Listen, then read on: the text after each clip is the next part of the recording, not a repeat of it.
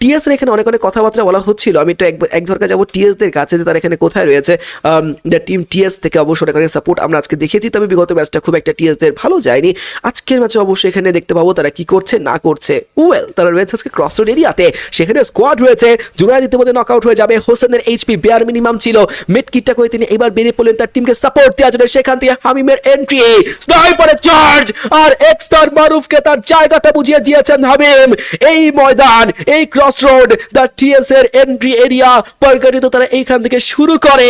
আর শুরুতে বিসমিল্লাহ গলদ টিএস অবশ্যই হতে দেবে না। এখান থেকে স্টার্টিং এ অপোনেন্টকে তারা জবাব দিয়েছে একেবারে শক্ত হাতে, এবং লিটারালি একটা সোলো প্লেয়ারকেও ফল ব্যাক করতে দেয়নি।